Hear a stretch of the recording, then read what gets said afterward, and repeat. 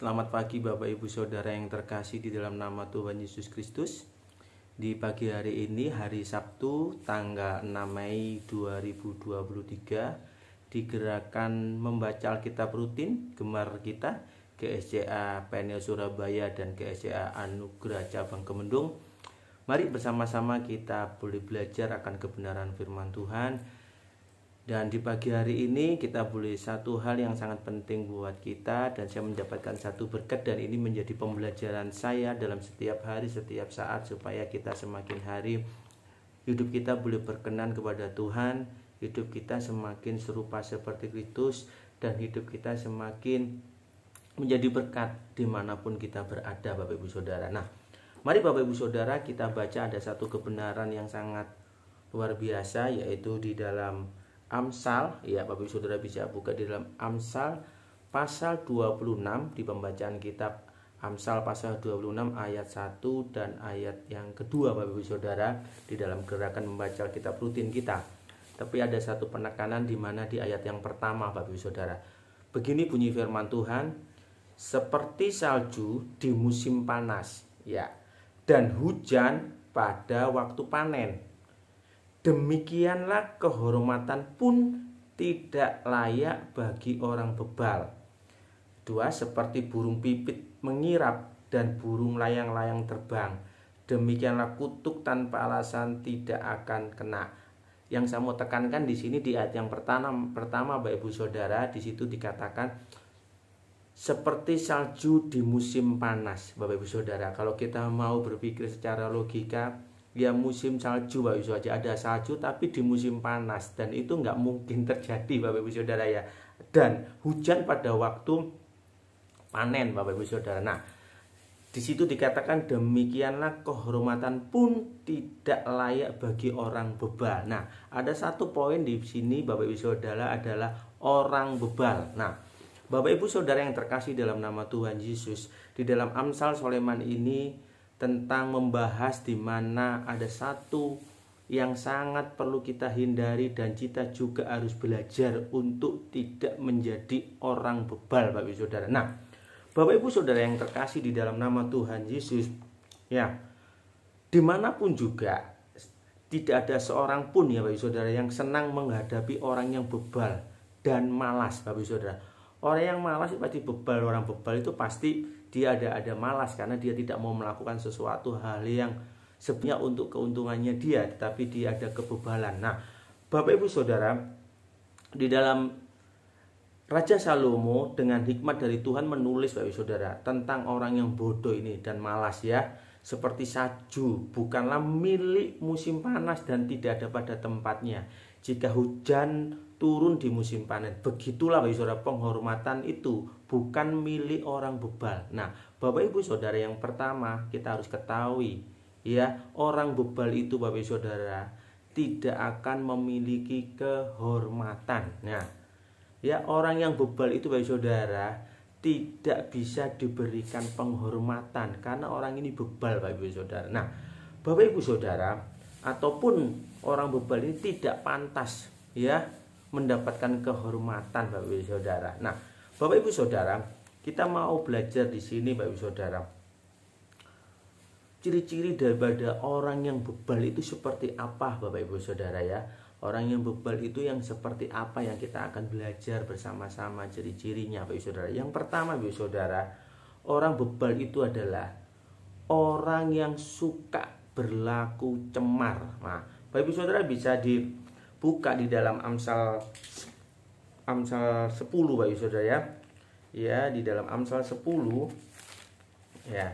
Itu kita akan belajar Bapak Ibu Saudara, ini Amsal 10 ayat yang ke-23, Bapak Ibu Saudara. Nah, begini bunyi firman Tuhan. Berlaku cemar adalah kegemaran orang bebal. Nah, sebagaimana melakukan hikmat bagi orang yang pandai. Tetapi di poin 23-nya dikatakan orang bebal itu suka berlaku cemar. Ya, kehidupan moralnya, ya, hidup di dalam ketidakmoralan Bapak Ibu Saudara. Nah, ini adalah orang-orang bebal yang suka berlaku cemar Bapak Ibu Saudara. Kita tahu kecemaran itu tidak disukai oleh Tuhan Bapak Ibu Saudara.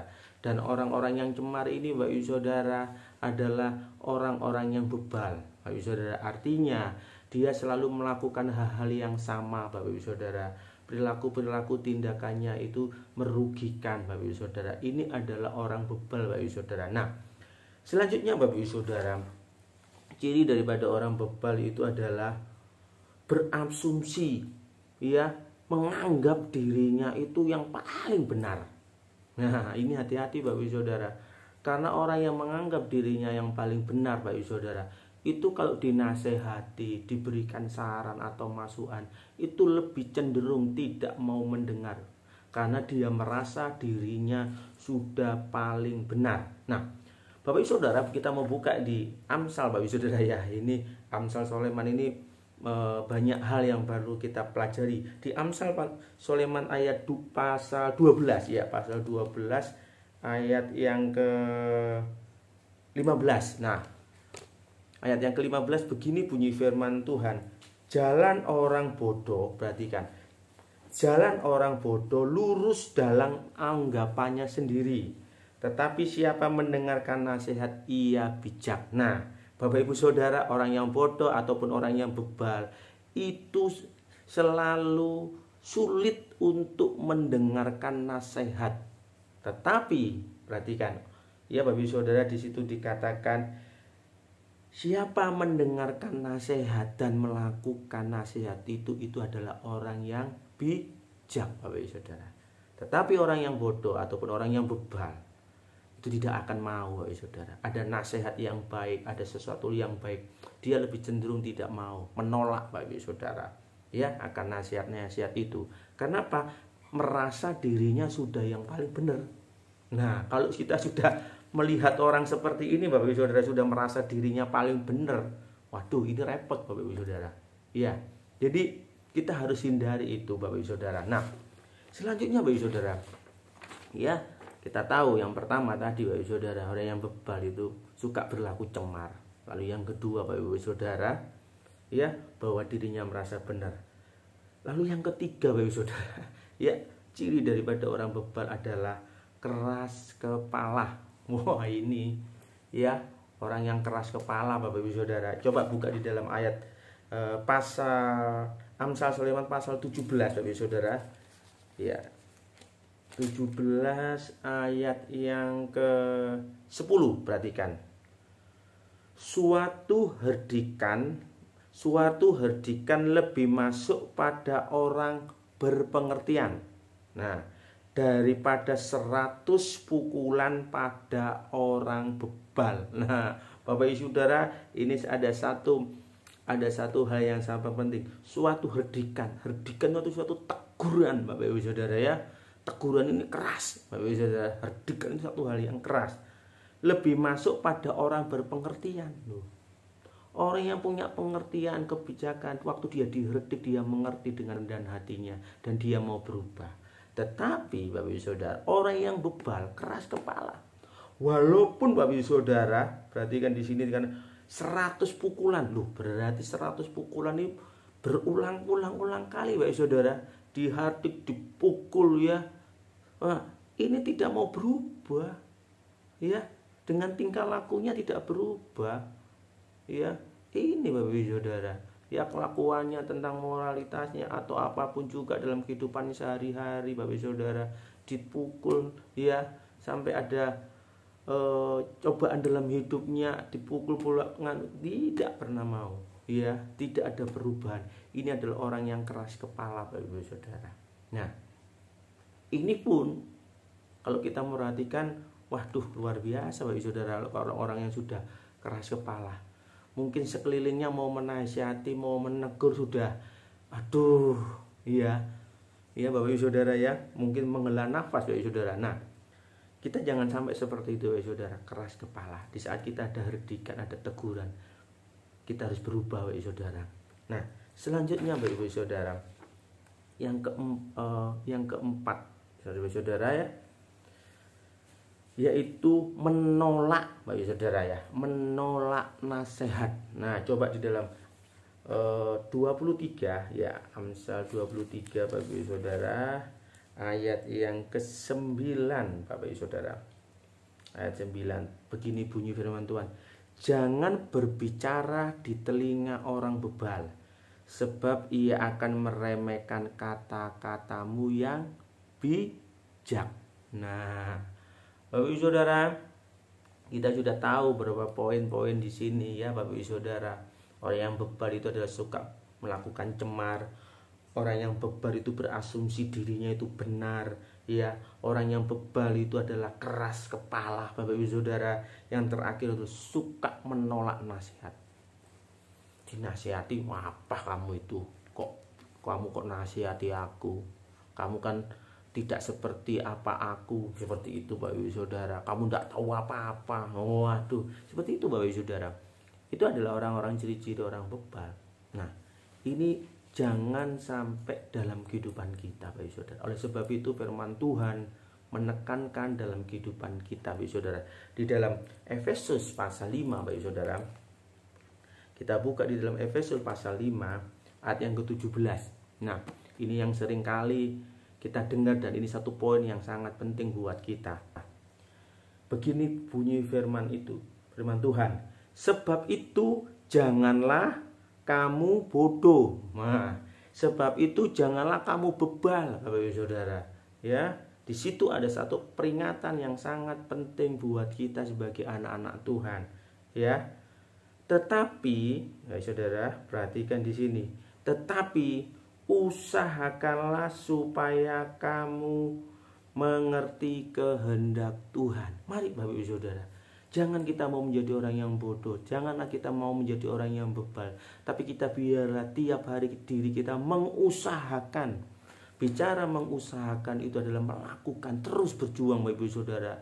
Ya, mungkin kita ini masih dalam situasi ya, dalam kehidupan kita mungkin masih keras kepala, mungkin dinasihati mungkin masih